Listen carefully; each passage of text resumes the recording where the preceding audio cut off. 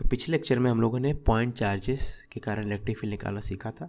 तो point charge के कारण इलेक्ट्रिक फील्ड कितना होता है, के क्यू बाय डिस्टेंस का स्क्वायर, के इंटू पॉइंट चार्ज का वैल्यू मतलब साइन के साथ, पॉजिटिव है तो पॉजिटिव लिखना, नेगेटिव है तो नेगेटिव, डिवाइडेड बाय डिस्टेंस का स्क्वायर और डायरेक्शन अवे मान के चलो। और इसी को वेक्टर के लैंग्वेज में ऐसे लिखे थे, अवे को हम लोग आर कैप बोलते हैं, ठीक है, टुवर्ड्स को माइनस आर कैप, अवे को आर कैप, है ना। तो आप ये मानो दोनों सेम है। और चार्ज का मैग्नीट्यूड यूज़ नहीं करना है, पूरा चार्ज को यूज़ करना है, ठीक है। ओके, तो अब इस लेक्चर में हम लोग क्या करेंगे, इलेक्ट्रिक फील्ड ड्यू टू, तो हम लोगों ने सिंगल पॉइंट चार्ज के कारण देखा था, मल्टीपल पॉइंट चार्ज के लिए क्या करेंगे, सुपरपोजिशन प्रिंसिपल लगा लेंगे। तो यहाँ पे हम लोग कंटिन्यूस चार्ज डिस्ट्रीब्यूशन का इलेक्ट्रिक फील्ड देखेंगे और उसमें सबसे पहला एग्जांपल है लाइन चार्ज का, ठीक है। तो electric field due to a line charge, ठीक है। ओके, तो नीट वाले जो बच्चे हो वो अगर देख रहे इस लेक्चर को तो वो इसके मैथमेटिक्स पर उतना जा फाइनल रिजल्ट पे ज़्यादा ध्यान दें, ठीक है। मैथ्स वाला पार्ट समझ में नहीं आएगा तो कोई प्रॉब्लम नहीं, तब भी आप ट्राई कर लो, समझ में आ गया तो बोनस है, ठीक है। लेकिन जो मैथ्स वाले बच्चे हैं उनको समझ में आना चाहिए हर एक स्टेप, है ना, क्योंकि इसमें बेसिकली इंटीग्रेशन वगैरह यूज़ होगा, ठीक है ना। तो electric field due to a line charge, और ये लाइन चार्ज जो है यूनिफॉर्मली चार्ज है,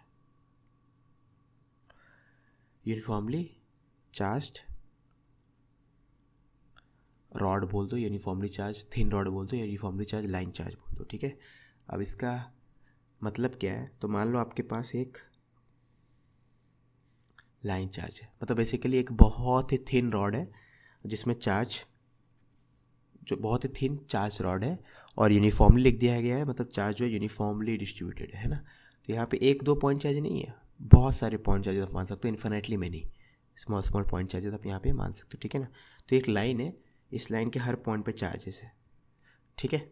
ओके, और हमें इस पॉइंट पे फील्ड निकालना है, हमें इस पॉइंट पे फील्ड निकालना है, ठीक है। लाइन को थोड़ा और बड़ा कर देते हैं, हमें इस पॉइंट पे फील्ड निकालना है, इस पॉइंट का नाम पी, ठीक है। अब ऑफ कोर्स पॉइंट पी जो है उसका लोकेशन में पता होना चाहिए, तो रॉड के रिलेटिव लोकेशन बताने के लिए बहुत सारे तरीके हो सकते हैं, लेकिन मान लो इस क्वेश्चन में या इस सिचुएशन में हमें ये दोनों एंगल दिया गया है, ये एंगल θ1 है और ये एंगल θ2 है। तो हमें इस लाइन चार्ज के कारण इस पॉइंट पे फील्ड निकालना है, और ये पॉइंट ऐसे लोकेशन में है कि ये पॉइंट इस लाइन चार्ज से क्या एंगल बना रहा, अपर एंड के साथ θ1 बना रहा और लोअर एंड के साथ θ2 बना रहा है, ठीक है। और ये जो डिस्टेंस है ये भी पता होना चाहिए, है ना। और ये जो डिस्टेंस है ये मान लेते हैं हमारा r या x है, ये डिस्टेंस कितना x है, ठीक है। तो ये पॉइंट चार्ज इस लाइन से x डिस्टेंस दूर है और अपर एंड और लोअर एंड के साथ ये θ1 θ2 एंगल बना रहा है इससे, है ना, इसके साथ। मतलब ये क्या है, फुट ऑफ, ये क्या बोलेंगे, perpendicular from point P on this line charge. ये वाला जो डॉटेड लाइन है ये अपर एंड के साथ थीटा एंगल पे और लोअर एंड के साथ θ2 एंगल पे, ठीक है। ओके, तो अब यहाँ पे हम लोग इलेक्ट्रिक फील्ड निकालना चाहेंगे, तो उसके लिए क्या करेंगे, सबसे पहले तो electric field due two point charge वाला फॉर्मूला यहाँ पे यूज़ नहीं कर सकते, क्योंकि यहाँ पे पॉइंट चार्ज नहीं है, यहाँ पे लाइन चार्ज है। मतलब यहाँ पे चार्ज सिर्फ एक पॉइंट पे सीमित नहीं है, एक पूरे लाइन के ऊपर, एक थिन रॉड के ऊपर चार्ज है, ठीक है। तो हम लोग क्या करेंगे, इस थिन रॉड को बहुत सारे पॉइंट चार्जेस में तोड़ सकते हैं। तो मान लो उसमें से मैं एक रैंडम पॉइंट चार्ज यहाँ पे उठा रहा हूँ, ठीक है ना। तो हम लोग क्या करेंगे, यहाँ पे स्टेप समझना। तो यहाँ पे बहुत सारे पॉइंट चार्जेस है, इन्फिनिटली मेनी, ठीक है। उसमें से एक पॉइंट चार्ज मैं उठा रहा हूँ, है ना, ये एक पॉइंट चार्ज उठाया मैं। अब इसके बारे में समझना कि ये पॉइंट चार्ज जो है यहाँ से मान लो θ एंगल पे, ठीक है। और ये पॉइंट चार्ज कितना विथ का है, एंगुलर विथ कितना है इसका, dθ। ये समझ रहे हो आप, ये एंगल तो थीटा है, तो थीटा एंगल पे पॉइंट चार्ज है, लेकिन ये पॉइंट चार्ज, इसको अगर मैं dq बोलूँ, ये पॉइंट चार्ज जो है कितना एंगल पे, कितना एंगल सबटेंड कर रहा है पॉइंट पी पे, dθ। तो ये स्मॉल एंगल dθ है, ठीक है, स्मॉल एंगल dθ है ना। ओके, अब इससे आगे बढ़ने के लिए हम लोग काम करते हैं, इस पॉइंट का नाम कुछ रख देते हैं, सपोज ये है y=0, और ये जो पॉइंट चार्ज का लोकेशन है इसको मैं बोलूँगा y, ठीक है। ये y=0 है और ये वाला पॉइंट है y=y, मतलब यहाँ पे y की वैल्यू y है, यहाँ पे y की वैल्यू 0 है ना। तो आप क्या करोगे, इस पॉइंट चार्ज के कारण पहले यहाँ पे फील्ड निकालोगे, तो हमें बाकी चार्जेस डिस्ट्रैक्ट ना करें, हम लोग सिर्फ इस कॉन्सेप्ट को ड्रॉ करेंगे कि भैया पॉइंट चार्ज के कारण यहाँ पे फील्ड निकालना है ना। तो यहाँ पे आपका पॉइंट चार्ज है डी क्यू, उसके कारण पॉइंट पी पे फील्ड निकालना है, ठीक है। तो ये हो गया electric field due two point charge D Q, ठीक है ना। तो आपने क्या किया, इस पूरे रॉड को ड्रॉ नहीं किया, नेक्स्ट सिचुएशन में किसको ड्रॉ किया, बस जिसके कारण यहाँ पे पॉइंट चार्ज, जिस पॉइंट चार्ज के कारण यहाँ पे फील्ड निकालो पहले वो ड्रॉ करो, है ना। अगर रॉड के स्मॉल पार्ट के कारण यहाँ पे फील्ड निकाल लिया, आप इलेक्ट्रिक फील्ड निकाल लिए, तो बस फिर आपको इंटीग्रेशन करना है तो पूरे रॉड के कारण आ जाएगा, ठीक है। तो वो अभी नेक्स्ट स्टेप में देखेंगे आगे के स्टेप्स में। अभी के लिए तो पॉइंट चार्ज, ये पॉइंट चार्ज है, रॉड में बहुत सारे पॉइंट चार्जेस है, आपने कोई भी रैंडम एक पॉइंट चार्ज उठाया, उसके कारण यहाँ पे फील्ड आप निकालना चाहते हो, ठीक है। अब एक पॉइंट चार्ज के कारण तो फील्ड निकालना बहुत ही आसान है।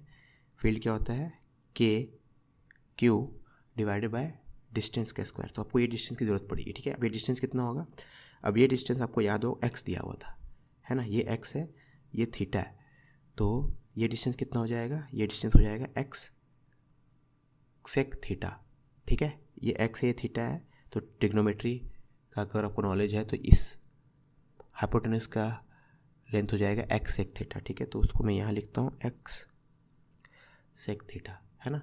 तो के into charge divided by distance का स्क्वायर, तो एक्स सेक थीटा का स्क्वायर, ठीक है। तो डी वेक्टर का डायरेक्शन इस तरफ आया, है ना। ओके, अब ऑफ कोर्स दूसरा कोई पॉइंट चार्ज लेंगे, जैसे यहाँ पे कोई पॉइंट चार्ज लो आप, उस पॉइंट चार्ज के कारण यहाँ पे जो डी आएगा वो ऐसा कुछ आएगा, है ना। हमेशा अवे मानते हैं पॉइंट चार्ज के कारण, तो पॉइंट चार्ज के कारण यहाँ पे अवे ऐसा होगा। ऑफ कोर्स इसके कारण इस तरफ आया, इसके कारण इस तरफ आया, दोनों सेम डायरेक्शन में तो नहीं है। तो अगर अलग अलग एलिमेंट के कारण इस पॉइंट पे इलेक्ट्रिक फील्ड अलग अलग डायरेक्शन में है, तो आप क्या करो, जो किसी पॉइंट चार्ज के कारण इलेक्ट्रिक फील्ड आया ना, उसको कॉम्पोनेंट में तोड़ दो, ठीक है। तो इस इलेक्ट्रिक फील्ड का एक्स कॉम्पोनेंट ले लो और वाई कॉम्पोनेंट ले लो, ठीक है। तो हम लोग वही करेंगे, इस इलेक्ट्रिक फील्ड का एक्स और वाई कॉम्पोनेंट यहाँ पे अब लेंगे नेक्स्ट स्टेप में, ठीक है। तो इलेक्ट्रिक फील्ड का एक्स कॉम्पोनेंट हो जाएगा k d q divided by x square sec square theta. अब एक्स कॉम्पोनेंट के लिए क्या करोगे आप, एक्स एक्सिस के साथ इसका एंगल देखोगे, एक्स के एक्सिस कितना एंगल है, थीटा एंगल है, क्योंकि ये एंगल थीटा है तो ये भी थीटा होगा, ठीक है। वर्टिकली अपोजिट एंगल्स, है ना। ओके ये जो आपने पोजीशन वेक्टर ड्रॉ किया था वो इस परपेंडिकुलर वाली लाइन का थीटा एंगल बना रहा था ना, तो ये परपेंडिकुलर लाइन ही तो एक्स एक्सिस है, तो एक्स एक्सिस के साथ कितना एंगल बना रहा है, थीटा, ठीक है। तो इसका x component cos theta, y component में साइन थीटा आ जाएगा।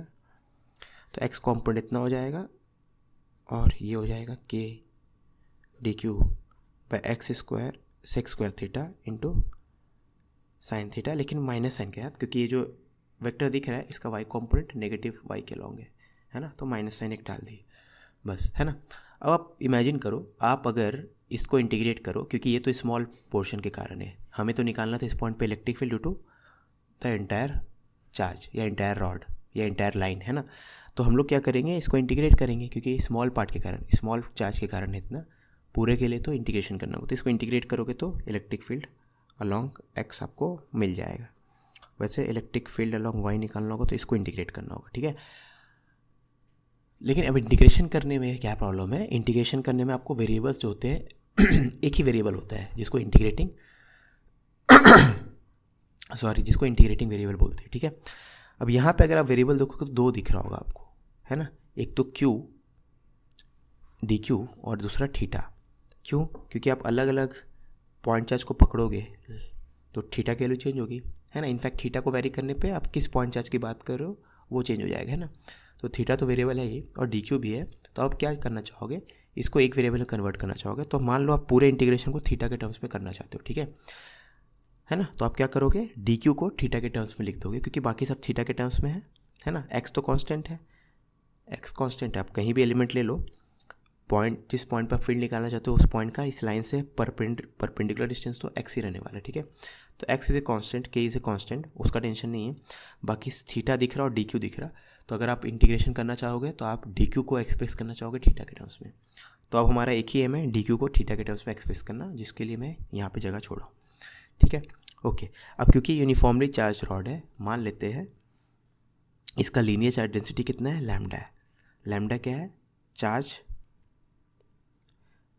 Per unit length, charge per unit length कितना है, लैम्डा है, ठीक है। तो अगर हम लोग डी क्यू का वैल्यू लिखे तो डी क्यू होना चाहिए, चार्ज होना चाहिए लैम्डा इंटू डी क्यू का लेंथ कितना है।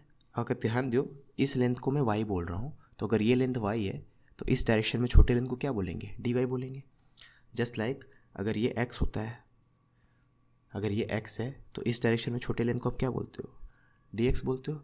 वैसे ये वाई है तो इस डायरेक्शन में छोटे लेंथ को क्या बोलोगे, डी वाई बोलोगे। तो मान लेते हैं ये जो चार्ज है इसका लेंथ कितना है, डी वाई है ना, ये स्मॉल चार्ज इसका लेंथ कितना है, d y. D y of course बहुत ही छोटा होगा, ठीक है। तो लैम्डा इंटू डी वाई करोगे आप, है ना। ओके, अब वाई की वैल्यू, इसी को वाई बोल रहे हैं हम लोग ना। अब वाई की वैल्यू एक्स और थीटा, क्योंकि आपको हर चीज़ एक्स और थीटा के टर्म्स में रख रहे हो आप, ठीक है, या थीटा के टर्म्स में। वाई की वैल्यू थीटा के टर्म्स में क्या हो जाएगा, एक्स टैन थीटा। तो y is nothing but x tan theta, ठीक है। तो y is nothing but x tan theta. तो अगर वाई की वैल्यू एक्स टैन थीटा है तो d y by d theta कितना हो जाएगा, इसको डिफ्रेंशिएट करेगा थीटा के साथ, तो एक्स तो कांस्टेंट है, ये हो जाएगा सेक्स स्क्वायर थीटा। तो यहाँ से आपको मिल गया डी वाई का value x sec square theta d theta. तो d y is nothing but x sec square theta d theta, ठीक है। तो डी वाई के बदले हम लोग लिख सकते हैं x sec square theta d theta. तो डी क्यू का वैल्यू इतना है, lambda x sec square theta d theta, जहाँ पे लैम्डा का मतलब क्या है, चार्ज पर यूनिट लेंथ, मतलब 1 मीटर लेंथ में इतना चार्ज है। तो क्योंकि यूनिफॉर्म चार्ज डिस्ट्रीब्यूशन है, यूनिफॉर्मली चार्ज रॉड है, तो आप किसी भी लेंथ में चार्ज निकालना चाहोगे तो चार्ज पर यूनिट लेंथ को उस पोर्शन के लेंथ से मल्टीप्लाई कर दो, ठीक है। ओके, तो डी क्यू का वैल्यू इतना है। तो अब हम लोग ई एक्स लिख सकते हैं यहाँ पे। अब अपना काम हो गया है ऑलमोस्ट, ठीक है। तो ई एक्स कैसे लिखोगे आप, के बाय एक्स स्क्वायर तो कांस्टेंट है, डी क्यू का बदले ये लिख दो lambda x sec square theta d theta, ठीक है। डी क्यू का बदले lambda x sec square theta d theta divided by x square sex square theta. तो एक्स स्क्वायर तो लिख चुका हूँ मैं, सेक्स स्क्वायर थीटा, ठीक है ना। अब इसको आपको इंटीग्रेट करना है ना। ओके, अब यहाँ पे आप देखोगे तो सेक्स स्क्वायर थीटा आपका कैंसिल हो जाएगा, ठीक है। तो ओके, और कॉस थीटा भी था यहाँ पे, सॉरी कॉस थीटा मैं नहीं लिखा हूँ, कॉस थीटा आ गया, है ना। तो बस ई एक्स आपको इसको इंटीग्रेट करना है, आपका आ जाएगा, है ना। अब इंटीग्रेट करना होगा तो लिमिट पुट करना होगा, ठीक है ना। तो लिमिट की बात करें तो मैंने देखो, अगर यहाँ पे आप ध्यान दिए होंगे, मैंने थीटा इस सेंस से मेजर किया है, इस पॉइंट से स्टार्ट किया और anticlockwise sorry clockwise measure किया है, ठीक है ना। ओके, तो यहीं पे अगर देखें आप, ये तो क्लॉकवाइज है लेकिन ये तो एंटी क्लॉकवाइज है, ठीक है। तो आपको इस एंड से इस एंड के हर पॉइंट चार्ज को कवर करना है, तभी तो रॉड कवर होगा, ठीक है ना। तो आपको थीटा जो है नेगेटिव से स्टार्ट करना पड़ेगा, क्योंकि आपने जब इंटीग्रेशन के लिए डायग्राम बनाया था तो थीटा आप मेजर कर रहे थे क्लॉकवाइज, ठीक है। लेकिन रेफरेंस लाइन से नेगेटिव डायरेक्शन में भी तो चार्जेस है ना, नेगेटिव डायरेक्शन में पॉइंट चार्जेस है, तो आपको नेगेटिव थीटा से स्टार्ट करना पड़ेगा, -θ2 से स्टार्ट करना पड़ेगा, और -θ2 से बढ़ते बढ़ते 0 तक आना पड़ेगा, और 0 से बढ़ते बढ़ते +θ1 तक जाना पड़ेगा।